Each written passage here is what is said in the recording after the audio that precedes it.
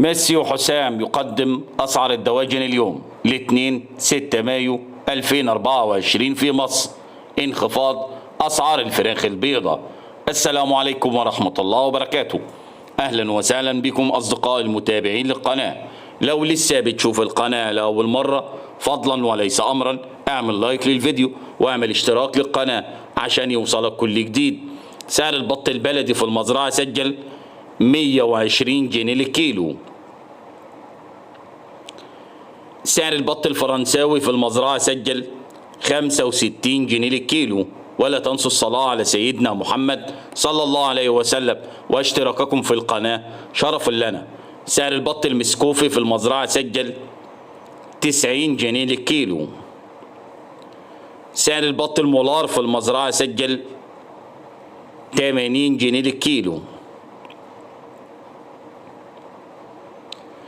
سعر الديك الرومي الأبيض في المزرعة سجل 115 جنيه للكيلو.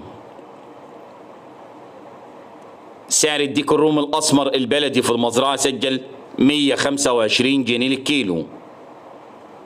أسعار الفراخ البيضاء في المزرعة سجلت اليوم أعلى سعر 77 وسعر التنفيذ 76 جنيه وفي المحلات 83 جنيه للكيلو. سعر الفراخ الساسو أعلى سعر 96 وأقل سعر 95 وفي المحلات 105. سعر الأرنب اليوم في المزرعة سجل 85 جنيه.